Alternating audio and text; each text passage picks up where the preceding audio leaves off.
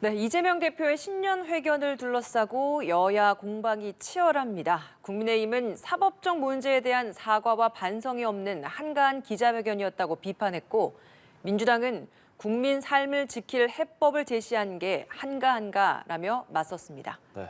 정부의 일본 강제징용 피해자 배상안을 둘러싼 갈등도 거센 상황입니다. 정치권 이슈들 김연아 전 의원, 서영주 더불어민주당 상근 부대변인 두 분과 함께 말씀 나눠보겠습니다. 어서 오십시오. 안녕하세요. 네, 이재명 대표 어제 신년 기자회견을 열었는데요. 이를 두고 여야의 평가는 극명하게 엇갈립니다. 먼저 양당의 관련 입장 듣고 대담 시작하겠습니다. 지금 국민적인 의혹이 한가운데 있는 분이 자신의 비리 혐의에 대한 이런 것들에 대한 설명, 사과나 반성은 일체 없이 한가한 기자회견을 한 것이 아니냐 하는 생각이 먼저 듭니다. 대통령이 지금 범죄 피의자와 면담할 때는 아니라고 생각합니다. 도둑 우른한데 도둑은 누가 도둑입니까 도대체? 내가 속으로 작게 외쳤어요. 반사 이렇게 했어요. 국민의힘은 한가하게 신년 기자회견이나 할 처지냐라고 hir난했습니다. 국민의힘에게는 국민의 삶을 지킬 해법을 제시하고 위기 극복의 비전을 제시하는 일이 한가하게 여겨집니까?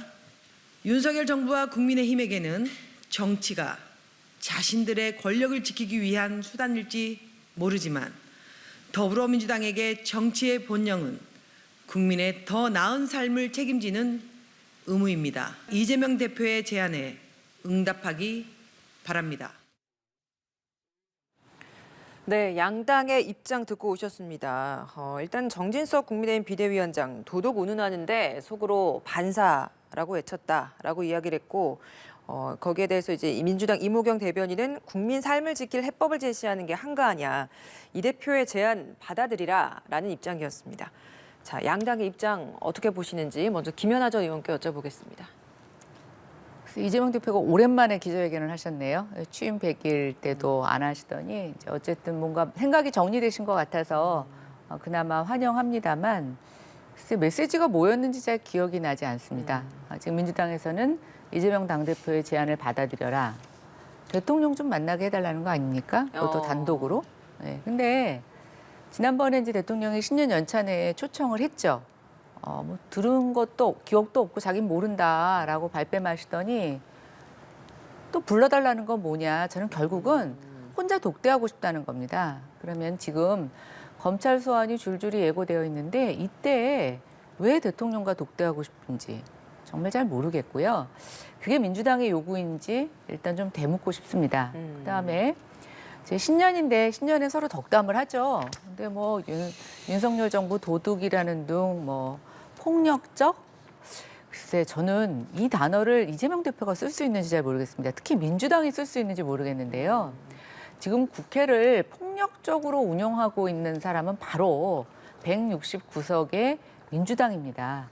그동안의 모든 입법들을 무리하게 강행시켰던 것도 국회에서였고요. 네. 또 지금도 사실 1월이 국회가 열리지 않는 시기죠. 근데 이제 국회를 자기네들 단독으로 열어놓더니 당대표 검찰에 출석하는데 우르르 몰려가서 그날 아침에 정말 상임위가 진행이 됐는지 모르겠습니다. 지금 또 의원들 해외로 나가 있는 경우도 많이 있어서 지금 상임위 자체가 작동이 안 된다고 합니다. 1월에 보통 국회가 열리지 않기 때문에 의원들은 그 전부터 1월에 여러 가지 해외 일정을 잡아놓습니다. 민주당도 예외가 아니었을 거예요. 그랬는데 왜 이렇게 의원들이 채울 수도 없는 상황에서 국회를 무리하게 열자고 했을까?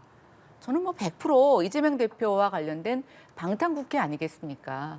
아니 이렇게 일에 여러 가지로 엉망으로 만들어 놓은 당사자가 뭘 대통령한테 만나달라는 그 한마디 하면서 이렇게 징징징징 대면서 핑계를 대십니까? 저는 메시지가 없었다 이렇게 생각이 되고요. 뭐 다시 하실 수는 없겠지만 정말 민생을 생각하시고 국가 경제를 걱정하신다면 다른 메시지를 다시 내주시기 바랍니다. 메시지가 없었다. 굉장한 혹평을 내주셨어요. 이제 대통령 신년 인사회 때 만날 수 있는 시간이 있었는데 그때는 만나지 않아 놓고 따로 만나달라고 이야기를 하는 것 자체에 대한 평가가 굉장히 혹독하셨습니다. 그거는 뭐 이제 생각이 나름 같은데요. 그거는 이제 뭐 여야 대표 이렇게 그 모여서 대통령과 만나는 그런 자리가 아니잖아요. 신년 그 인사에는 여러 사람이 수백 명 모여서 그냥 참석해라 그거잖아요. 거기서 이재명 대표 불러다 얘기할 겁니까? 악수하고 끝나잖아요. 지금 이재명 대표가 얘기하는 것은 만나서 전국 민생 현안에 대해서 얘기를 하자라는 것이기 때문에 너무 혹독하게 얘기하실 필요는 없을 것 같고, 두 번째는 그렇습니다. 메시지가 없었다. 근데 좀 국민의힘도 제1야당 대표에 대한 메시지에 좀 관심을 가졌으면 좋겠어요. 안 들은 거 아닌가. 안 들었으니까 메시지가 안 들리겠죠. 그래서 그런 평가를 한 것 같아요. 저는 그냥 이렇게 지켜보면 저 대통령, 윤석열 대통령이 얘기하는 신년 기자회견 안 하셨지만 그거보다 훨씬 더 많은 내용을 담았다. 그러니까 국가가 어떻게 가야 되는지에 대한 비전을 제시한 게 굉장히 많은 이야기가 있었어요. 예. 민생, 어렵잖아요. 민생 해법에 대해서. 그다음에 양극화에 대한 어떤 뭐 기본소득, 금융소득 이런 부분들에 있어서 정책 제안. 그렇죠. 정책 예. 제안이 있었고, 그다음에 말하자면 정치 현안, 정치 개혁에 대해서도 얘기를 했습니다. 이 세 가지가 다 담겨 있는데 어떻게 메시지가 없습니까? 특히나 대통령께서는 최근에 중대선거구제 얘기를 좀 꺼내신 적이 있죠. 거기에 호응해서 그러면 정치 개혁 부분에 있어서 대통령 4년 중임제 그리고 개헌 한꺼번에 논의하자 이런 제안인 겁니다. 그러니까 이재명 대표가 얘기했던 것들은 결국에는 대통령한테 야당 대표로서 만나서 어차피 정치 개혁하려면 국회가 해야 되잖아요. 그러면 대통령하고 야당 대표가 만나서 이야기하는 게 뭐 이상한 일입니까? 안 만나 주는 게 이상한 것이죠. 저는 이번 정부에 늘 얘기했지만 정부 출범 8개월 동안 이렇게 야당 대표를 안 만난 이런 정부는 처음 봤습니다. 예전에 군부 독재 시절에도요. 아무리 그냥 겉모습이라 하더라도 야당 대표 만납니다. 근데 이 정도 수준을 가지고 말로만 협치하지 결국에는 만나주지도 않으면서 뭔가 국회에서 협치를 바란다? 이게 좀 앞뒤가 너무 다르지 않을까요? 대통령실에서 회담은 언제나 열려 있다 그러고 국회 상황이나 재반 사항 고려해서 하겠다고 했잖아요. 안 만나겠다라는 말을 돌려서 한 거다 이렇게 보시는 거예요? 저는 그렇게 봅니다. 그러면 일정을 잡자라든지 그러면은 어떤 뭐 해외 순방 이후에 뭐 설 이후에 아니면 설 전에 한번 여야 대표 같이 만나자 이 정도만 얘기를 해도 되는 문제를 그냥 또 빠져나가는 것 같거든요. 그래서 만날 생각이 없는 겁니다. 왜 안 만난다고 보세요? 제 생각에는 좀 부담이 되는 것 같아요. 그러니까 지금 솔직히 윤석열 정부가 지금 하는 국정 운영 자체는 굉장히 강하게 압박하는, 그러니까 야당은 없다. 우리가 행정력을 가지고 그냥 밀어붙인다. 그래도 30%는 받을 수 있다. 저는 그런 국정 기조를 가지고 있는 것 같아요. 그리고 야당 대표가 와서 얘기를 하면 솔직히 뭐 이건 민주당이라서 그런 게 아니라 나름대로 이번에 신년 기자회견을 보면 수준차가 있잖아요. 최근에 보면 윤석열 대통령 핵 보유 발언 이런 것들 차이가 있습니다. 교과서 발언들. 그러면 이런 데서 따지고 보면은 조금 뭐 실력차가 드러날 수도 있지 않을까라는 어떤 개인적인 생각을 가지고 있고요. 예. 그다음 1월 방탄국회를 잠깐만 얘기하면 방탄 하시는데 일하는 국회법을 여야가 논의해서요. 1월 열 수 있습니다. 그래서 상시국회를 논의한 건 여야입니다. 1월에 안 연다는 법이 없어요. 그래서 일하는 국회 오랫동안 논의했었잖아요. 그렇죠. 이제 합의를 하면 열 수 있다 이런 거였는데 사실 이제 민주당이 단독으로 이걸 이제 올려서 문을 열었기 때문에 또 거기에 대한 또 비판을 또 하는 것도 있는 것 같습니다. 그러니까 그런 비판이 있을 수 있지만 예. 보시면 지금 일몰법 합의가 안 됐죠. 이거는 민생법입니다. 일몰법 안 하면 바로 피해가 국민한테 가니까 일몰법 처리하려면 1월 열어야죠. 한시라도 빨리 해야지 2월 기다렸다가 한 달 동안 그러면 그 운전하는 분들이나 근로자들이나 이 사람들 일몰법 돼서 피해가 즉각하는데 이런 거 하자는 알겠습니다. 것이고요. 두 번째, 예. 방탄국회 하는데 지금 40명이 여야 의원들이 해외 일정이 있습니다. 그렇죠? 그중에 민주당 의원이 24명이에요. 방탄국회를 하려면 못 나가게 해야죠. 그렇지 않습니까? 그게 논리적이죠. 근데 다 나가게 했다는 것은 방탄국회를 할 생각이 없다라고 알겠습니다. 볼 수 있습니다. 네. 근데 사실 대통령이 왜 그러면 이재명 대표를 만나지 않는 것인가 여기에 대해서 지금 대변인께서 말씀하신 것에 다른 말씀하고 싶은 부분이 있으실 것 같습니다. 아니, 제가 말씀드렸잖아요. 만나는 방법은 여러 가지가 있는데 유독히 지금 이재명 대표는 혼자 만나고 싶다는 거 아니에요. 근데 대통령은 묻지 않겠어요? 왜 혼자 만나고 싶은데? 그 얘기는 안 하시잖아요. 어제도 사법 리스크가 아니고 검찰 리스크다 얘기하셨어요. 예. 저는 뭐가 됐든 간에 이재명 리스크입니다. 예. 본인의 리스크가 있는 거를 지금 전혀 인지하지 못하고 있는 저는 저 인지가 정말 이 대한민국 정치사에 새로운 수준을 매기는 게 아닌가라는 생각이 들고요. 네. 뭐 민주당 지금 신년사의 당대표 메시지를 여당이 안 읽었다고 그러시는데 저는 동일하게 민주당도 대통령의 신년 기자회견, 신년 발표문을 전혀 인지하지 않고 계신 것 같아요. 그래서 이게 좀 정치가 이러면 안 되겠다는 생각이 들고요. 아까 방탄국회 얘기하시면서 왜 의원들 내보내느냐. 반대로 묻고 싶습니다. 방탄국회라는 게 불체포 특권 자체를 유지하기 위한 것뿐만이 아니고요. 어쨌든 회기 안에는 검찰이 소환을 제대로 못하지 않습니까? 그리고 어차피 여야 합의해서 본회의 날짜 정해야 되는 건데 그건 미룰 수 있으니까 그건 그거대로 방탄을 하면서 그럼 방탄을 하려면 의원들이 긴장을 하고 있어야죠. 해외 다 나갔다고요? 저는 의원들 해외 나가는 거 사전에 잡힌 일정이기 때문에 존중하고 싶습니다. 그런데 방탄이 아닌 게 의원들을 해외 내보는 거다. 이런 것은 정말 말도 안 되는 거짓말이고요. 국민을 속이는 행위입니다.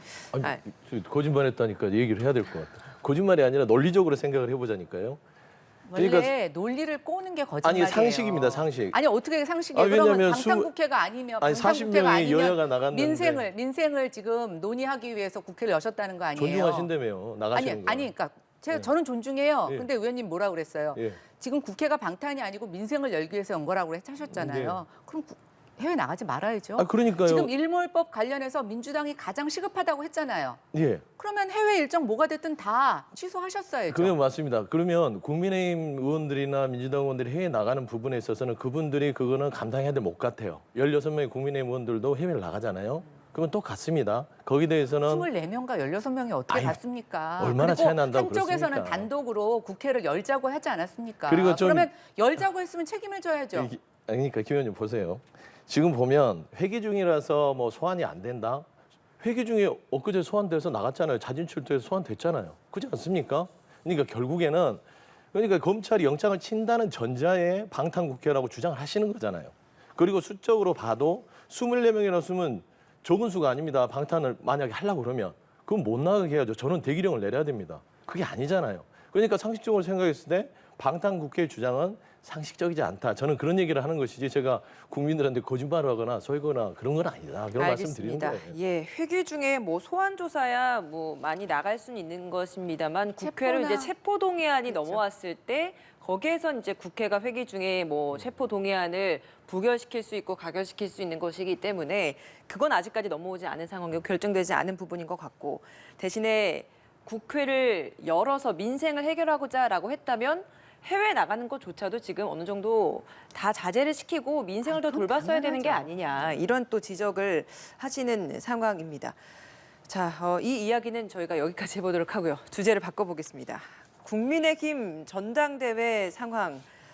저출산 고령사회위원회 부위원장직 사의를 비췄던 나경원 전 의원 오늘 사직서를 서면으로 정식으로 제출했습니다. 오늘 사직서를 제출하면서 페이스북에 글을 하나 올렸는데 굉장히 좀 의미심장한 메시지를 남기면서 글을 올렸단 말이죠. 좀 소개를 해드리면 바람에 나무가 흔들려도 숲은 그 자리를 지키고 바위가 강줄기를 막아도 강물은 바다로 흘러갑니다. 이렇게 얘기를 하면서 잠깐의 혼란과 소음이 역사의 자명한 순리를 가리거나 막을 수는 없을 것입니다. 함부로 제 판단과 고민을 추측하고 곡해하는 이들에게 한 말씀 드립니다. 나는 결코 당신들이 진정으로 윤석열 대통령 그리고 윤석열 정부의 성공을 위한다고 생각하지 않습니다. 저는 오늘 아침 모처럼 비가 내리는 아침에 조용한 사색의 시간을 가지러 떠납니다. 이렇게 이야기를 했습니다. 고민이 길어지는 점에 대해서 뭐 송구하다라는 이야기를 했는데 어쨌든 이 마지막 말을 보면 고민을 결정한 것 같지는 않고 여전히 고민을 하고 있는 것 같은데 우리가 흔히 이야기하는 윤핵관들에게 어떤 일침을 날린 것 같은 생각도 들고 그러면서 과연 그러면 이 사색의 시간을 이 의미하는 게 무엇이겠는가? 어떻게 들으셨어요? 어떤 의미라고 해석하셨어요? 참 메시지가 난해하네요. 예, 읽으면 읽을수록 난해하고 네. 또 처음에 이제 그 헝가리의 저출산 대책에 대해서 대통령실이 좀 이례 없이 이례적으로 비판을 하고 나섰을 때는 좀 이 사안이 굉장히 단순하면서도 간단하다 생각을 했었는데 점차 양쪽의 핑퐁이 더해질수록 또 시간이 갈수록 조금 더 헷갈리고 저는 지금 나 전 의원의 이 메시지도 굉장히 많이 혼란을 준다고 생각합니다. 네. 첫 번째로 일단 본인이 그 저출산 대책에 대해서 얘기했던 것은 오해 소지가 있다. 뭐 이건 충분히 이제 설명이 된 것 같아요. 예. 예, 그런데 또 하나 분명히 강조하고 싶은 건 본인은 윤석열 정부의 성공을 바라는 사람이다. 그러니까 꼭 자기가 윤석열 대통령의 반윤이 아니다라는 걸 또 이제 강조를 했는데 그럼 그 뒤에 어떻게 하겠다는 얘기가 나와야 되잖아요. 네, 그러니까 지금 이제 저출산 고령화위원회 부위원장 사표는 정식으로 냈어요. 네. 근데 만약에 당대표 출마까지 생각을 하신다면 저는 기후대사직도 같이 내놓으셔야 정확하게 메시지가 읽힐 것 같은데 또 그거는 아니라고 하시고 네.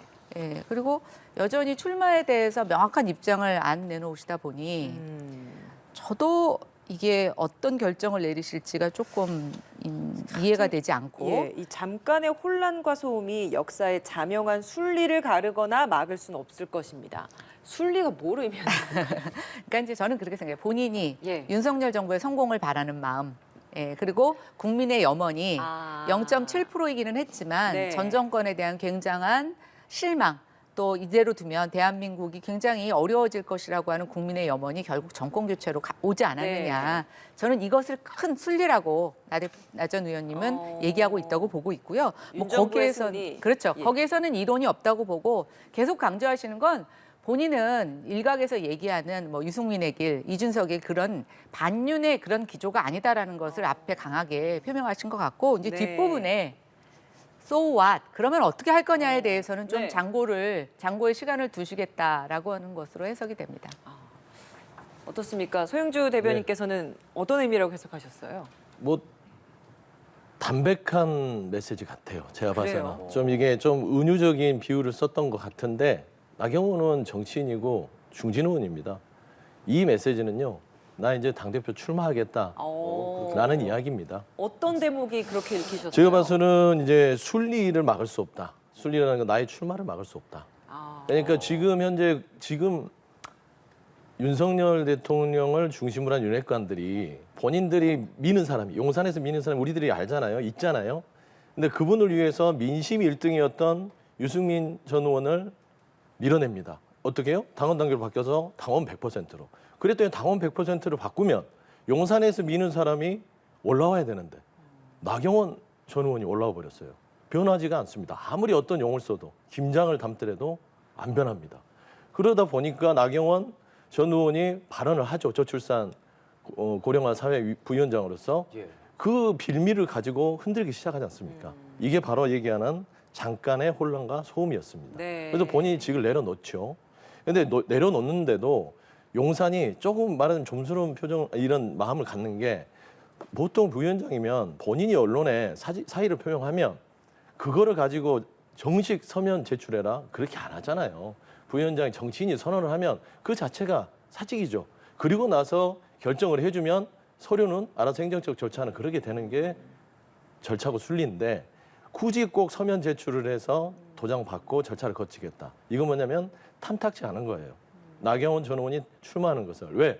용산은 김모 의원께서 되시는 것을 바라기 때문에. 그런데 이 보면 바람의 나무가 흔들려도 숲은 그 자리를 지키고 여기서 바람은 윤핵관입니다. 바람이 나무를 흔들려 나무는 본인입니다.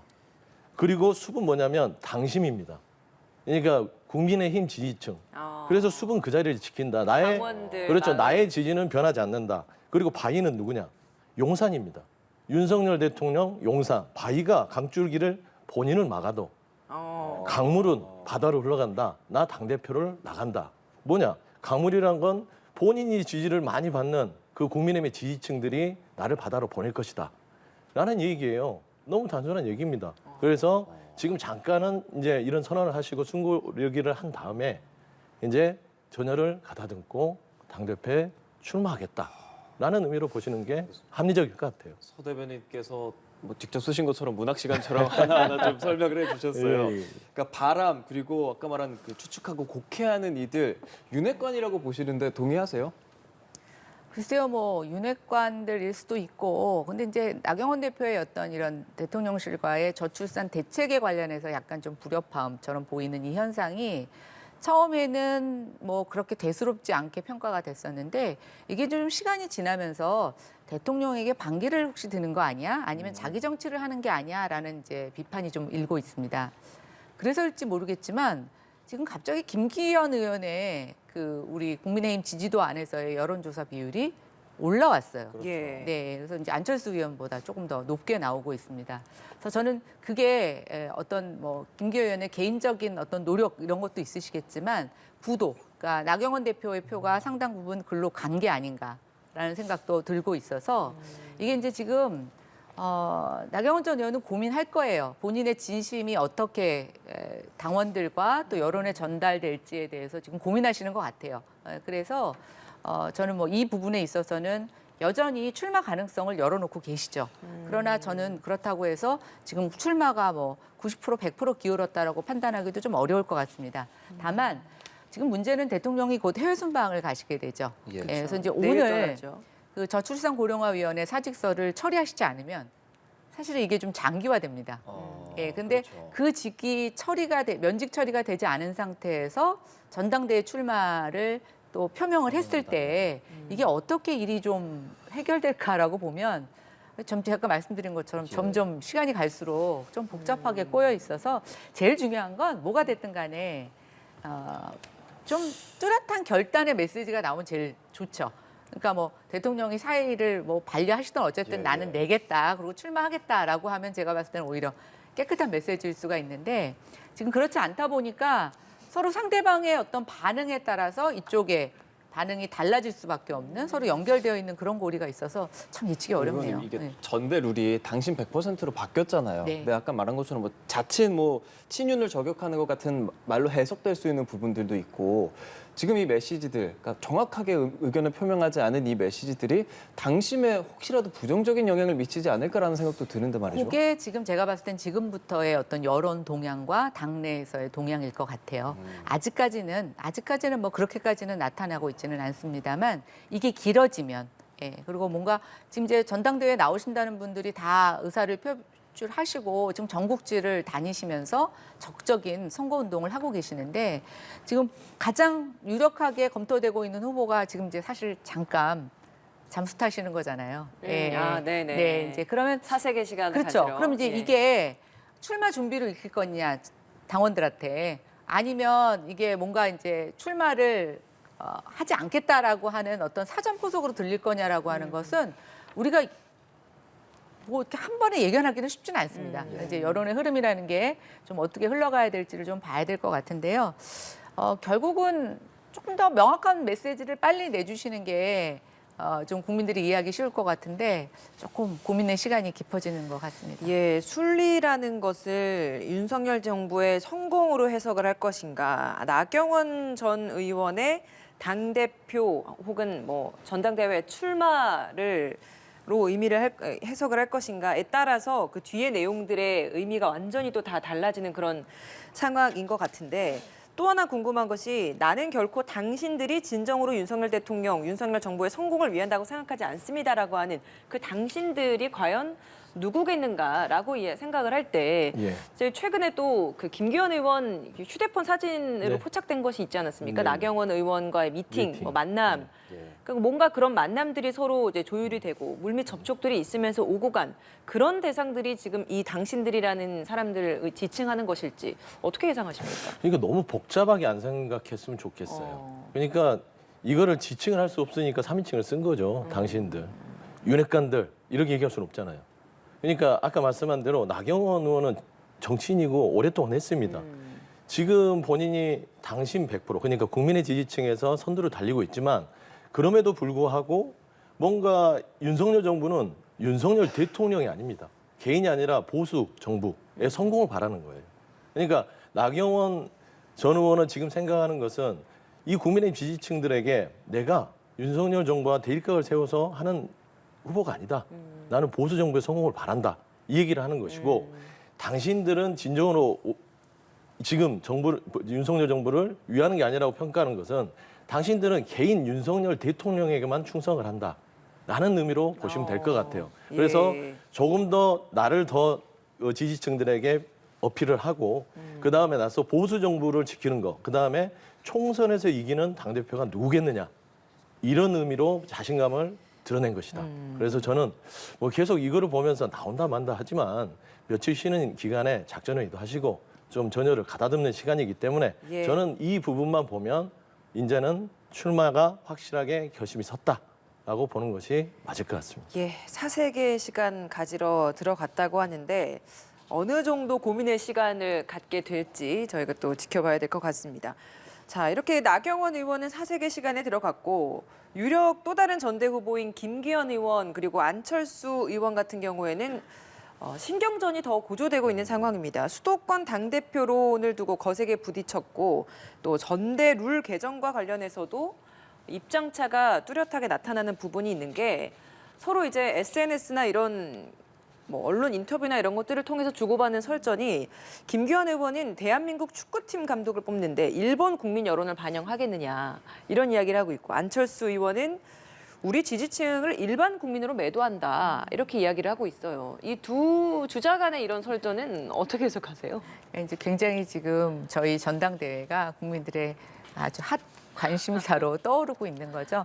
저는 한편으로는 집권 여당이 이제 수적으로는 야당에 밀리지만 이렇게 전당대회가 굉장히 흥행이 되는 거에 대해서는 바람직한 현상이라고 생각합니다. 예. 이게 이제 제일 우리가 정치인들이 무서운 게 무관심이거든요. 그래서 어쨌든 그런 측면에서는 바람직한데 항상 정치인들의 이 발언에서 문제가 되는 건 비유예요. 그래서 이제 누가 뭘 어떻게 쉽게 설명한다고 하는 거에서 이제 비유를 하면서 하필이면 이제 일본 축구팀 얘기를 하다 예. 보니 또 우리가 일본 얘기를 하게 되면 얘기가 복잡해지죠. 그래서 이제 뭐 약간의 해프닝으로 지나갈 문제인데 앞으로 이런 일들이 좀 종종 있을 것 같고요. 다만 지금 이제 나경원 대표나 유승민 대표와 같이 그동안 이제 여론조사에서 굉장히 높은 지지를 받았던 두 후보가 출마에 대해서 뚜렷한 의사표시를 하지 않다 보니 지금 이제 뚜렷하게 의사표시를 해서 본격적으로 선거운동을 하기 싫은 두 분한테 굉장히 이제 여론의 시선이 집중되고 네. 있는 것 같습니다. 근데 이제 관건은 결국은 뭐 대통령을 잘 보필하고 윤석열 정부의 성공을 이끌면서도 수도권 선거에서 누가 승리를 하는데 기여할 것이냐라고 하는 게 핵심 포인트인 건 분명한 것 같은데 지금 저희가 조금 간과하고 있는 건 뭐냐면 당대표만 있는 것이 아니라 최고위원들이 있습니다. 그렇죠. 결국 저는 이게 하나의 팀으로 이루어진다고 보고 있는데 결국은 이 당대표, 유력 당대표 후보들이 어떤 최고위원들과 러닝메이트가 되느냐라는 거에 따라서도 이 수도권 민심을 잡는 것에 새로운 구도를 만들 수 있다. 근데 아직은 당대표 출마자들이 명확하게 이렇게 드러나 있지 않다 보니 네. 최고위원들도 다 물밑에 있는데요. 조금 그런 것들이 같이 드러나게 되면 각 후보들이 갖게 되는 시너지 또 여론의 집중도 영향력들이 다르게 평가될 수 있다 이렇게 생각합니다. 예, 그 윤석열 정부의 성공을 뒷받침할 수 있는 것 그리고 또 하나 말씀해주신 그 수도권 표심 이 부분에 대해서는 이제 윤상현 의원이랑 안철수 의원이 수도권 어느 정도 연대를 만들고 나경원 의원도 이제 동작이기 때문에 함께하느냐 뭐 이런 얘기까지 나왔었던 상황인데 이걸 김기현 의원은 좀 비판적으로 또 바라보고 있단 말이죠. 그러니까 이게 보면 국민의힘의 전당대회를 보면 조금 안타까운 부분들이 있어요. 그러니까 당원, 그러니까 국민의힘 지지층 가지고 여론조사를 계속 하잖아요. 그런데 용산에서 바라는 그 선수는 안 올라오잖아요.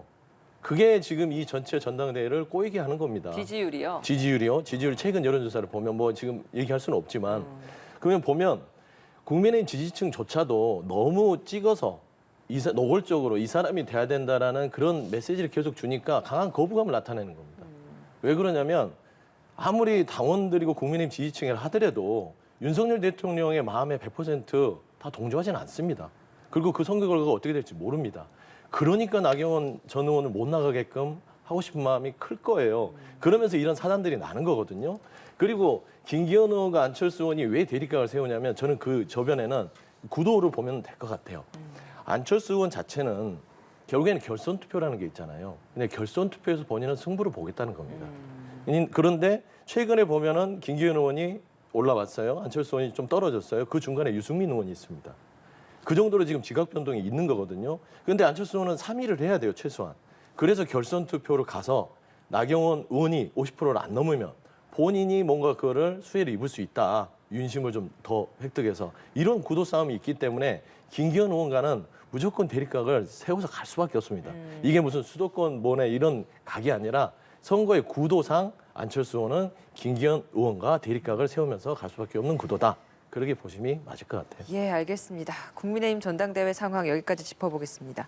그리고 오늘 아침 조간신문 모든 일면을 차지했었던 내용이 바로 그 일제 강제징용 피해자 배상 문제에 대한 정부의 해법안과 관련된 기사였습니다. 어제 국회 토론회의에서 윤곽을 드러냈는데 기존에는 이제 전번 기업에서 그 돈을 받아서 피해 배상을 한다라는 개념이었다면 이제는 제3자, 즉 피해자 지원 재단에서 돈을 마련을 해서 이걸 우선 피해자들에게 배상을 하고 추후에 일본 측과 논의를 해 나가는 것, 또 일본 기업이 여기 재단에 또 참여하지도 않는 상황이라서 기존에 많이 거론됐었던 제3자 변제 방식과도 약간의 차이가 있는 그런 상황입니다. 피해자 측은 지금 거세게 반발을 하고 있는 상황이거든요. 어제 이 정부의 안에 대해서 어떤 생각 갖고 계십니까? 참 지난하게 이게 꼬리에 꼬리를 물면서 팽팽하게 뭐 진전만 없이 지금 기싸움 같이 이렇게 의견이 해결을 보지 못하고 계속 대립을 하고 있네요. 저도 굉장히 좀 안타깝습니다. 특히 이제 재판에서 승소를 했던 15명의 강제징용 피해 당사자들 같은 경우에도 이제 점차 연세가 있으셔서 이제 많이 돌아가시기도 하는데 이 문제를 이렇게 계속 끌 문제인가라고 하는 좀 안타까움이 있는데요. 그럼에도 불구하고 지금 이제 이게 제3자가 대신 지급하는 형태는 문희상 국회의장도 한번 2019년에 제안한 바가 있습니다. 그리고 그때도 굉장히 또 피해자들의 강한 반대가 있어서 이루어지지 못했는데 이게 보시면 정권이 바뀌어도 이 문제가 근본적으로 해결 안 되는 그 포인트를 보면 일본의 설득이 쉽지 않다는 것이고요. 또 이제 법적으로 일본 기업들이 직접 배상하는 거가 또 이제 국제법이나 이런 쪽에서 굉장히 오랜 역사적인 그런 또 문제점들과 네. 같이 간다라는 거죠. 결국은 저는 이제 피해자들을 우리가 어떻게 설득하느냐라는 게 하나 있고 동시에 일본 기업들이 그 제3자 재단에 재원을 내놓도록 하는 또 설득도 필요하다고 생각이 됩니다. 그래서 물론 피해자들은 굉장히 억울하시고 또 직접 그 사죄를 받아낸다고 하더라도 그 한이나 또 그 슬픔이 다 메워지시겠습니까? 그러나 어쨌든 정치권은 최대한 피해자들의 마음을 이렇게 보살피면서 현실적인 방법을 찾는 데 좀 골몰해야 된다고 생각되는데요. 과거 이게 이제 정권의 어떤 일본과의 관계에 따라서 그 정도를 좀 적극적으로 하느냐 아니면 굉장히 소극적으로 하느냐인 차이만 있었지 이거는 제가 봤을 땐 여야 모두 해법은 한 가지뿐이라는 것을 알고 있습니다. 예, 그래서 결국은 이제는 이 방법을 갖고 싸우기보다는 이 방법을 우리가 실행할 때 어떤 방법이 가장 그래도 피해자들이 수용할 수 있는 방법인지에 대해서 좀 고민하는 게 필요하다는 생각이 들었습니다. 그래요. 이 여야 모두 해법은 하나라고 얘기했는데 이재명 대표 같은 경우는 조금 전에도 저자세 굴종 외교를 당장 중단해야 된다 이런 입장도 냈거든요. 다른 해법이 없을까요? 어떻게 보십니까? 그러니까 이게 해법 자체가 어려운 게요. 피해자의 입장이 중요한 거 아니겠습니까? 결국에는 그 강제징용에 피해를 당한 할머니들, 그분들의 아픔은 결국에는 자존심 문제입니다. 그분들이 돈이 필요해서 그 이 나이까지 버텼겠습니까? 그건 아니죠. 본인들의 명예회복, 자존심, 전범 기업이 스스로 자발적으로 호응을 해서 본인들의 죄가를 반성하면서 보상을 하는 것들이 피해자 할머니들이 그 눈을 하늘 앉지 않고 눈을 감을 수 있는 유일한 길이다. 그런 부분에 있어서 왜 정부가 나서서 이 부분에 전범 기업에게 면죄부를 주듯이 하느냐. 그러니까 피해자의 아픔을 일본과의 관계를 개선하기 위해서 피해자 아픔까지 이렇게 제물로 바쳐서는 안 되잖아요. 그거는 우리가 분명하게 국민 정서에도 맞지 않고 절대로 일본이 반성하지 않는 태도에서 어떤 재단을 통해서 돈을 지급한다? 그 근본적인 원인부터 모르는 겁니다. 무엇을 주장하는지. 그래서 정부는 지금이라도 피해자들 입장을 많이 듣고 어떻게 하면 일본이 진정 어린 사과를 통해서 뭔가 뭐 지원을 하든지 아니면 뭐 거기에 대한 보상을 하든지 예. 이게 같이 병행될 수 있도록 해야 됩니다. 그래서 예. 이게 시간 문제다. 저는 그건 아닌 것 같고요.